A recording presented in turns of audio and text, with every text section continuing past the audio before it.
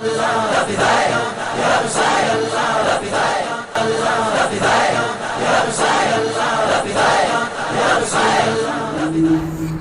أيها الذين آمنوا اتقوا الله وكونوا مع الصادقين. صدق الله مولانا العظيم وبلغ رسوله النبي الحبيب المختار الكريم. ونحن على ذلك من الشاهدين والشاكرين الحمد لله رب العالمين. فقالوا في شهرات وحسن يا رسول الله فإشانون يا رسول الله. شہابِ دست نوازی کن رقیب باچا اسرازی کن مریض درد حسیان وحسن یا رسول اللہ. وزن آزم مدنی قیس و اسلام مدنی دل علمی مدنی کامل مدنی. آئیے ہمارا سنس پہلے انسان کائنات میں تجربیت ارواح العافلہ صلی اللہ علیہ وسلم کی بارگاہ میں اس مقام میں اللہ کی نزدیک پیشکری و نوام صلی اللہ سیدنا مولانا محمد الفقیر الوجود والحیاتنا وعافظ القرآن وشفاءنا حضور الاسماء والعلم وعلى آله وصحبه وسلم. گزشتہ جمعے کو حضرت علامہ مفتی احمد بن صاحب اللہ قائم وکیل مسلم حضور غوث پاک رضی اللہ عنہ بڑی دعوت کا اس کے حوالے سے میں نے خطابت کی تعلیم کا مختصر سا جائزہ پیش کیا تھا. آج حضور غوث پاک رضی اللہ عنہ نے جب خطاب شروع کیا تقریر شروع کی اس تعلق سے جو واقعات پیش آئے اس کے تعلق سے کچھ واقعات صاحب حاصل کروں گا.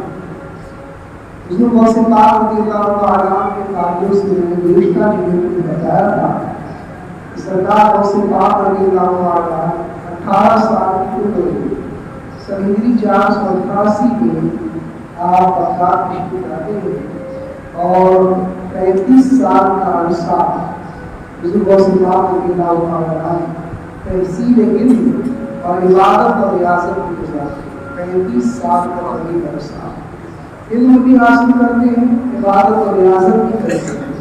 یہاں تک کہ علماء نے مفسرین کے موضوعی کا ذکر فرمایا کہ سیدنا غوث پاک رضی اللہ عنہ نے علم الفقہ حاصل کیا, علم الحدیث حاصل کیا, اصول حدیث آپ نے پڑھا, علم تفسیر آپ نے پڑھا, اصول فقہ آپ نے پڑھا. یعنی جو مرتبہ دینی علوم کے سارے دینی علوم پر آپ نے عبور حاصل کر لیا. خود قصیدہ غوثیہ شریف میں فرماتے ہیں کہ میں نے علم پڑھنا شروع کیا اور پڑھتے پڑھتے کتب ہو گیا اور اللہ تبارک و تعالیٰ کے احسانات اور اس کے انعامات کا سلسلہ دراز ہو گیا. تو آپ نے خود اعتراف فرمایا کہ میں نے علم حاصل کیا اور علم حاصل کرنے کے بعد مقام القطبیت تک فائز ہوئے. ظاہری علوم بھی حاصل کیے اور اس کے بعد عبادت و ریاضت کا ایک طویل سلسلہ آپ نے شروع کروایا. پھر اس کے بعد جب آپ عمر 51 سال کی ہو گئی تو سن ہجری 521 میں آپ نے منبر خطابت کو رونق بخشی. آپ نے خطاب کا سلسلہ شروع کیا, درس و تدریس بھی دیتے تھے, درس و تدریس کا بھی سلسلہ شروع کیا, پڑھاتے بھی تھے شاگرد کو.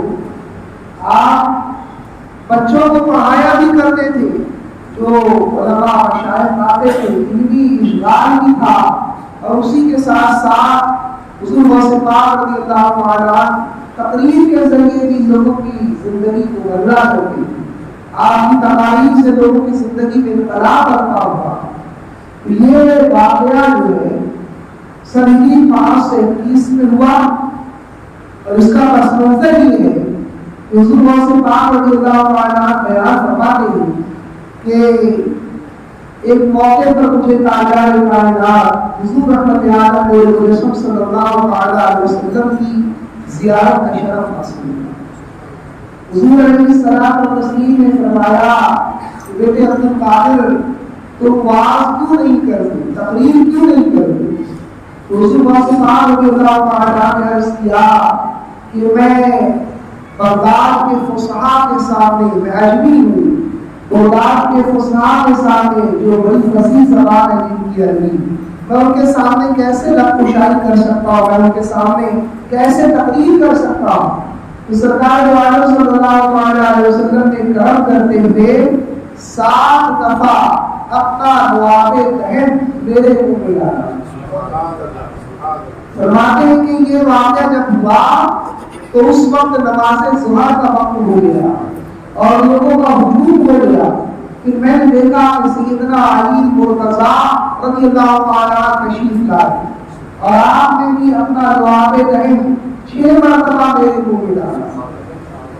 جب میں نے عرض کی کہ آپ کے ساتھ کا جو ادب ہے وہ مکمل کیوں نہیں فرمایا، تو حضرت علی رضی اللہ تعالیٰ نے ارشاد فرمایا کہ نبی کریم صلی اللہ علیہ وسلم کے ادب کی وجہ سے میں نے اپنا نواب دہن 7 مرتبہ تمہارے منہ میں ڈالنے کے بجائے 6 دفعہ ڈالا۔ یہ بڑا مشہور معروف واقعہ ہے، لیکن صاحب قلائد الجواہر حضرت علامہ یحییٰ طباطبائی رحمۃ اللہ تعالی علیہ ایک دوسری روایت کے سلسلے میں نقل فرمائی ہے، وہ اتنی معروف نہیں ہے لیکن چونکہ وہ بھی معتبر اور مستند معرف ہے اور سرکار وصفات رضی اللہ تعالیٰ کی سیرت کے سلسلے میں آپ کی کتابوں سے بھی استفادہ کیا جاتا ہے اور آپ کی کتابوں کے بھی حوالے جات کیے جاتے ہیں، تو واقعہ بھی پیش کروں کہ فرماتے ہیں حضور وصفات رضی اللہ تعالیٰ کہ میں ایک مقام پر تھا کہ مجھے ایک غیبی آواز سنائی دی، عاطف غیبی نے آواز دی کہ عبدالقادر تم بغداد جاؤ اور وہاں پر لوگوں کو واعظ و نصیحت کرو، وہاں پر تقریر کرو اور لوگوں کو سکھاؤ، لوگوں کی کمزوریوں کو دور کرو، ان کے اندر جو فساد پیدا ہو گیا اس کی اصلاح کرو۔ سیدنا غوث پاک رضی اللہ تعالیٰ فرماتے ہیں کہ میں اس ندا کو سننے کے بعد، اس آواز کو سننے کے بعد بغداد واپس آیا تو میں نے لوگوں کو اسی طرح سے فسق و فجور میں پایا، لوگ جو ہے ان کی زندگی کے اندر کوئی تبدیلی نہیں تھی، لوگوں کی اکثریت گناہوں میں مبتلا تھی۔ تو فرماتے ہیں کہ جب میں نے لوگوں کی حالت دیکھی تو میں نے واپس بغداد سے واپس جانے کا قصد اور ارادہ کر لیا۔ پھر دوبارہ مجھ کو عاطف غیبی میں نگاہی غیبی آواز آئی کہ عبدالقادر تم بغداد چھوڑ کر نہ جاؤ، تم لوگوں کے سامنے تقریر کرو، تم لوگوں کے سامنے وعظ کرو، تمہاری ذات سے لوگوں کو بہت فائدہ ہوگا۔ سیدنا شیخ عبدالقادر جیلانی رضی اللہ تعالیٰ عنہ نے عرض کیا کہ مجھے لوگوں سے کیا واسطہ، میں تو اپنے ایمان کی سلامتی چاہتا ہوں اور ایمان کی سلامتی کے لیے لوگوں کے درمیان رہنے کے بجائے تنہا رہنا پسند کرتا ہوں، اسی لیے میں وعظ و تقریر سے گریز کرتا ہوں۔ تو آواز آئی کہ عبدالقادر جاؤ، تمہیں اس بات کی ضمانت دی جاتی ہے کہ تمہارا ایمان سلامت رہے گا۔ اس کے بعد سیدنا غوث پاک رضی اللہ تعالیٰ فرماتے ہیں کہ میں نے اپنے رب سے 70 عہد لیے، 70 وعدے لیے کہ میرے مولا تو مجھ سے 70 وعدے فرما دو۔ ان 70 وعدوں میں سے 2 وعدہ یہ تھا، ایک وعدہ یہ میں نے اپنے رب سے لیا کہ اللہ میرے ساتھ کبھی مکر نہیں کیا جائے گا، مجھے کبھی مکر میں فریب میں مبتلا نہیں کیا جائے گا۔ دوسرا وعدہ میں نے اپنے رب سے یہ لیا کہ اللہ میرا کوئی مرید جو ہے بغیر توبہ کیے فوت نہ ہو۔ یہ فرماتے کہ میں نے اپنے رب سے اس بات کا وعدہ لے لیا، میرے رب نے مجھ سے یہ وعدہ فرمایا کہ عبدالقادر تمہارا کوئی بھی مرید جو ہے بغیر توبہ کے انتقال نہیں کرے گا۔ تو وہ لوگ خوش ہو جائیں جو سیدنا غوث پاک رضی اللہ تعالیٰ کے سلسلے سے وابستہ ہیں اور آپ کے مرید ہیں، ان کے لیے سرکار نے وعدہ لے لیا ہے کہ ان کا کوئی بھی مرید جو ہے بغیر توبہ کے فوت نہیں ہوگا۔ اور یہ صرف مریدوں کے لیے خوشخبری نہیں ہے بلکہ حضور غوث پاک رضی اللہ تعالیٰ ایک دوسرے مقام پر ارشاد فرماتے ہیں کہ جو شخص میرا مرید ہو یا میرے سلسلے میں شامل ہو یا میرے طریقے کی اتباع کرنے والا ہو، میں جو تعلیمات لوگوں کو دیتا ہوں میری تعلیمات پر عمل کرنے والا ہو یا مجھ سے عقیدت رکھنے والا ہو۔ 4 لوگوں کا ذکر فرمایا کہ جو میرا مرید ہو، جو میرے سلسلے سے وابستہ ہو، جو میرے طریقے کی اتباع کرتا ہو اور جو مجھ سے عقیدت اور محبت رکھتا ہو، تو میرے رب نے مجھ سے وعدہ فرمایا ہے کہ میں ان 4 کو جنت میں ضرور داخل کروں۔ میں نے ان کے لیے جنت کا وعدہ لیا اپنے رب سے۔ تو قربان جائے وہ لوگ جو حضور غوث پاک رضی اللہ تعالیٰ عنہ کے مرید ہیں، سیدنا غوث پاک رضی اللہ تعالیٰ عنہ سے محبت کرنے والے ہیں۔ پھر سیدنا غوث پاک رضی اللہ تعالیٰ عنہ فرماتے ہیں کہ جب میں نے اپنے رب سے 70 وعدے لے لیے تو میں جو ہے بغداد آیا، اور بغداد آنے کے بعد میں نے واعظ و نصیحت شروع کی تو کچھ دنوں کے بعد میں نے محسوس کیا، میں نے مشاہدہ کیا کہ حجابات اڑ گئے اور انوار و تجلیات کی بارش ہونے لگی، اور انوار و تجلیات کی ایسی زبردست بارش ہونے لگی کہ اس کے اندر اور اضافہ ہونے لگا۔ تو میں نے یہ منظر دیکھا کہ حجابات اٹھا دیے گئے ہیں اور انوار و تجلیات کی بارش ہو رہی ہے۔ تو میں نے پوچھا کہ انوار و تجلیات کیسے ہیں، یہ حجابات کیوں کر اٹھا دیے گئے؟ تو بتانے والے نے مجھے بتایا کہ سرکار دو عالم صلی اللہ علیہ وسلم اللہ تبارک و تعالیٰ نے جو تم کو فتوحات عطا فرمائی ہے، ان فتوحات کی مبارکباد دینے کے لیے تشریف لائے۔ حضور خود اپنے شہزادے کو مبارکباد دینے کے لیے تشریف لائے۔ سیدنا غوث پاک رضی اللہ تعالیٰ عنہ فرماتے ہیں کہ جب میں نے یہ سنا تو میں بے پناہ خوش ہو گیا، بے پناہ مسرور ہو گیا، اور میں نے دیکھا کہ تاجدار کائنات حضور رحمت عالم نور مجسم صلی اللہ علیہ وسلم جو ہے ایک تخت پر تشریف فرما ہے اور میرے قریب تشریف لائے ہیں۔ جب میں نے یہ منظر دیکھا کہ حضور علیہ الصلوۃ والتسلیم ایک بڑے ہی نورانی تخت پر جلوہ افروز ہے تو میں مارے خوشی کے ہوا میں 7 قدم بلند ہو گیا، اور حضور علیہ الصلوۃ والتسلیم نے مجھے میرے نام عبد القادر کہہ کر پکارا، میرے نام سے پکارا کہ عبد القادر میرے قریب آؤ۔ سیدنا غوث پاک رضی اللہ تعالیٰ آقا کریم صلی اللہ علیہ وسلم کے قریب جاتے ہیں۔ تاجدار کائنات حضور رحمت عالم نور مجسم صلی اللہ علیہ وسلم نے 7 دفعہ اپنا لعاب دہن حضور غوث پاک رضی اللہ تعالیٰ عنہ کے منہ میں ڈالا، اور اس کے بعد حضرت علی رضی اللہ تعالیٰ عنہ اس موقع پر موجود تھے، آپ نے 3 دفعہ اپنا لعاب دہن حضور غوث پاک رضی اللہ تعالیٰ عنہ کے منہ میں ڈالا، دہن میں ڈالا۔ اور جب میں نے عرض کیا حضرت علی رضی اللہ تعالیٰ عنہ سے کہ آپ نے 7 مرتبہ لعاب دہن عنایت کرنے کے بجائے 3 دفعہ اپنا لعاب دہن کیوں عنایت کیا، تو حضرت علی رضی اللہ تعالیٰ عنہ نے فرمایا کہ تاجدار کائنات حضور رحمت عالم نور مجسم صلی اللہ علیہ وسلم کے ادب میں نے اپنا لعاب دہن 7 مرتبہ عطا کرنے کے بجائے 3 دفعہ تم کو عطا کی۔ پھر اس کے بعد حضور علیہ السلام و تسلیم نے حضور غوث پاک رضی اللہ تعالیٰ عنہ کو ایک خلعت عطا فرمائی اور فرمایا کہ یہ خلعت اولیاء اور اقطاب کو عطا کی جاتی ہے۔ وہ خلعت پہنا دی سرکار غوث پاک رضی اللہ تعالیٰ عنہ کو حضور علیہ السلام و تسلیم نے۔ اس کے بعد آپ علیہ السلام و تسلیم تشریف لے گئے۔ سیدنا غوث پاک رضی اللہ تعالیٰ عنہ فرماتے ہیں کہ اس کے بعد سے واعظ و نصیحت تقریر کرنا میرے لیے بہت آسان ہو گیا۔ حضور غوث پاک رضی اللہ تعالیٰ عنہ نے جب سن ہجری 521 میں جب آپ کی عمر شریف 51 سال کی تقریر کا سلسلہ شروع کیا تو آپ نے اپنے استاد حضرت سیدنا ابو سعید مخرمی رحمۃ اللہ تعالیٰ علیہ جو آپ کے پیر بھی ہیں، جن سے آپ نے خرقہ خلافت حاصل کیا ہے، ان کے مدرسے میں آپ نے واعظ و نصیحت کا سلسلہ شروع کیا تھا۔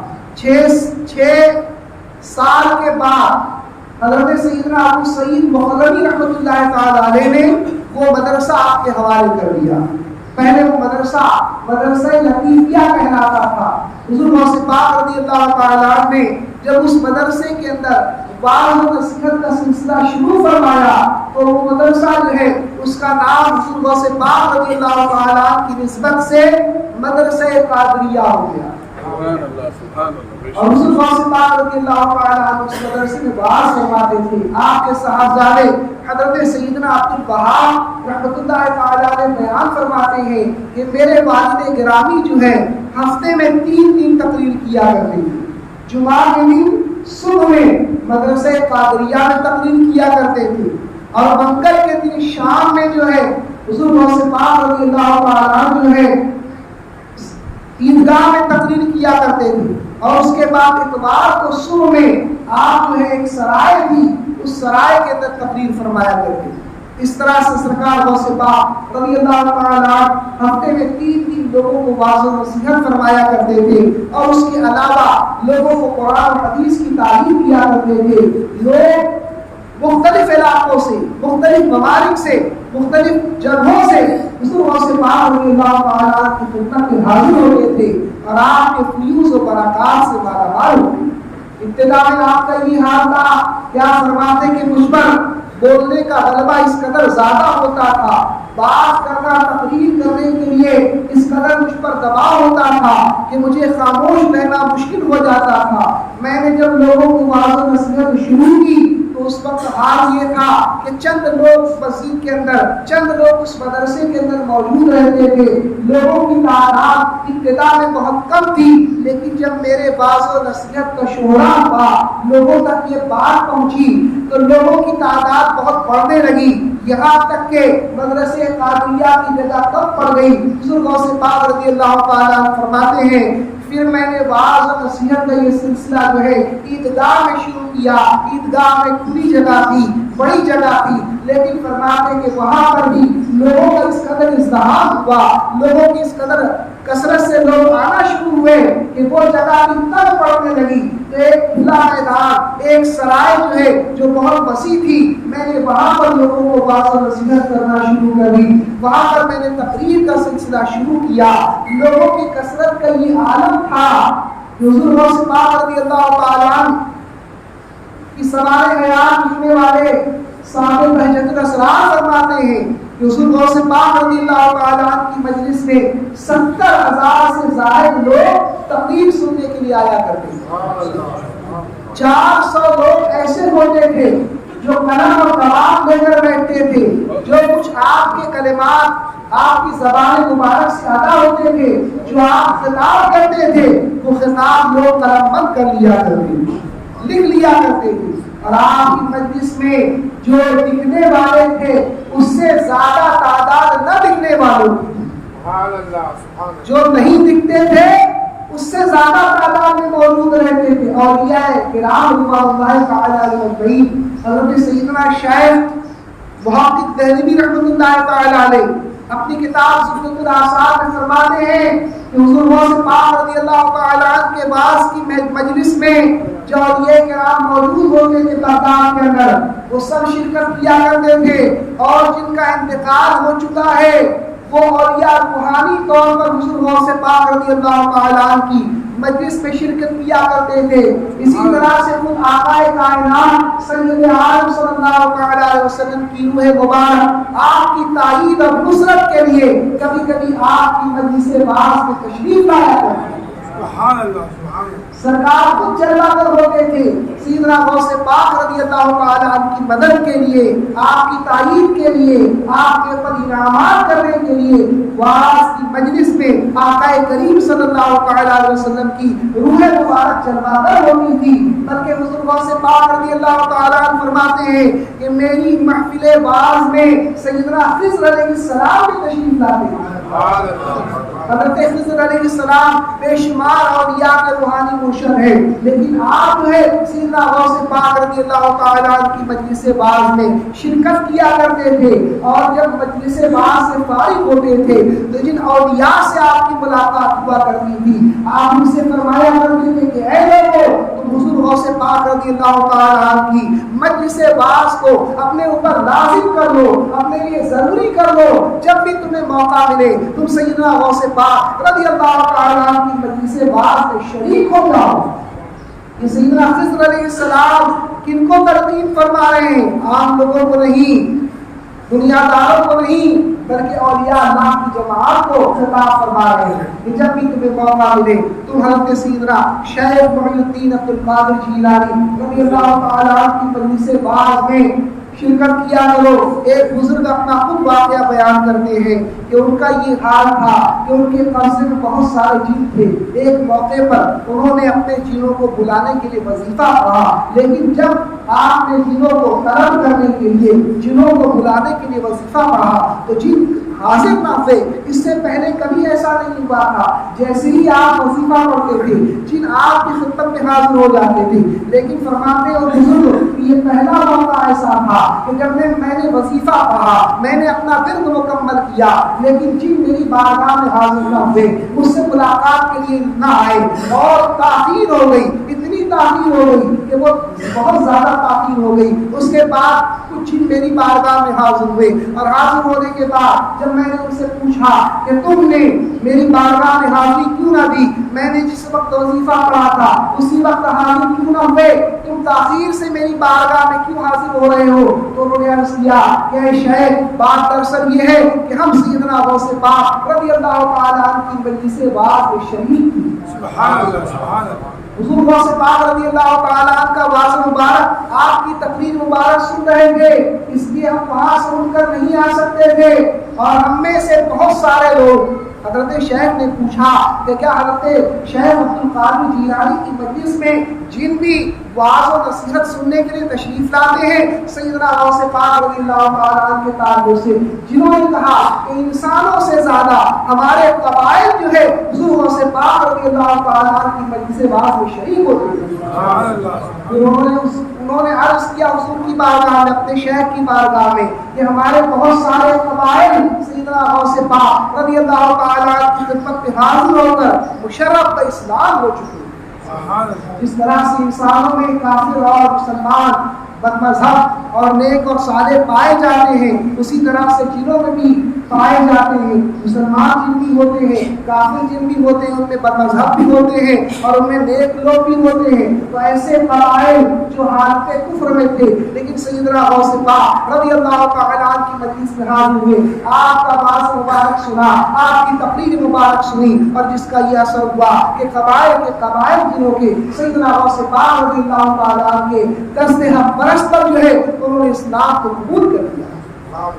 یہ سیدنا غوث پاک رضی اللہ تعالیٰ عنہ کے وعظ و نصیحت کی تاثیر تھی۔ اور یہ کہ بعد رجال الغیب جو دکھتے نہیں ہیں، اصل حکومت انہی کی ہوتی ہے۔ لوگ سمجھتے ہیں کہ کانگریس کی حکومت ہے، بی جے پی کی حکومت ہے، یہ تو دکھنے والی حکومت ہے، اصل حکومت تو اولیاء کرام کی ہے۔ ان کی ٹھوکروں سے لوگ بنتے اور بگڑتے ہیں، سلطنتیں بنتی اور بگڑتی ہیں ان کی ٹھوکروں پر یاد ہے۔ تو اولیاء کرام سیدنا غوث پاک رضی اللہ تعالیٰ عنہ کی مجلس باز میں شرکت کیا کرتے تھے۔ رجال الغیب اولیاء کرام کی ایک جماعت ہے جو بڑی مقدس جماعت ہے، جن کا بڑا عظیم مقام ہے۔ آپ فرماتے سیدنا غوث پاک رضی اللہ تعالیٰ عنہ کہ میرا باز ان اولیاء کے لیے ہوتا ہے جو کوہ کاف سے ماورا رہتے ہیں۔ کوہ کاف کا نام آپ نے سنا ہوگا، یہ ایک بہت بڑا پہاڑ ہے، ہمالیہ پہاڑ اس میں پڑا ہی ہے۔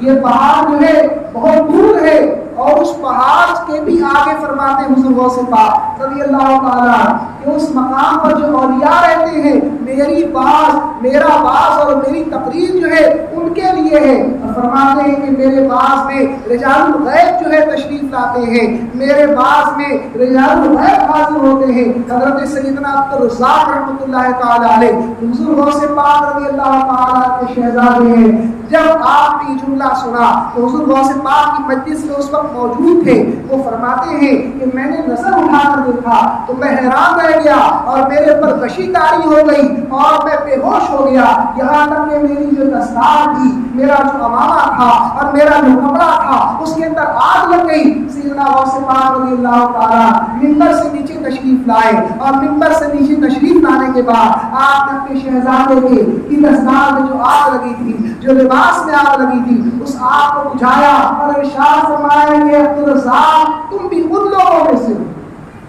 میرا وال کوہ کاف کے ماورا جو اولیاء رہتے ان کے لیے ہے، ان لوگوں میں بھی ان کے مقام کے جیسا مقام تم کو بھی حاصل ہے۔ پھر جو ہے جب حضرت سیدنا عبدالرزاق رحمۃ اللہ تعالیٰ علیہ ہوش میں آئے تو ان سے پوچھا گیا کہ آپ نے کیا دیکھا جس کی وجہ سے آپ بے ہوش ہو گئے؟ تو حضرت سیدنا عبدالرزاق رحمۃ اللہ تعالیٰ علیہ فرماتے ہیں کہ میں نے دیکھا کہ پورا آسمان اور یہ کرام کی جماعت سے بھرا ہوا ہے، رجال الغیب کی جماعت سے پورا آسمان بھرا ہوا ہے۔ کچھ لوگ حالت فجر میں ہیں، کچھ لوگ جو ہے گریہ وزاری کر رہے ہیں، کچھ لوگ تڑپ رہے ہیں۔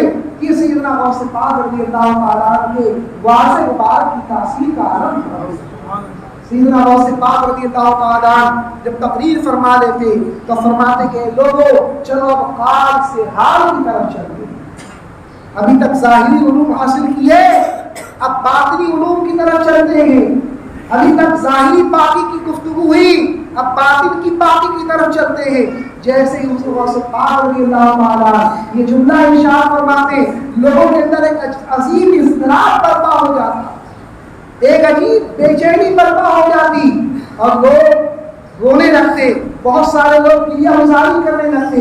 کچھ لوگ تو ایسے ہوتے تھے جو اپنے کپڑے پھاڑ دیا کرتے تھے، کچھ لوگ ایسے ہوتے تھے جو وجد کرنے لگتے تھے، کچھ لوگ ایسے ہوتے تھے جو روتے ہوئے جنگلوں کی طرف نکل جاتے تھے، اور کچھ لوگوں کی حالت یہ ہوتی تھی کہ حضور غوث پاک رضی اللہ تعالیٰ عنہ کا واضح مبارک سننے کے بعد ان کی روح جو ہے قفس مسعود سے پرواز کر جاتی تھی، ان کا انتقال ہو جاتا تھا۔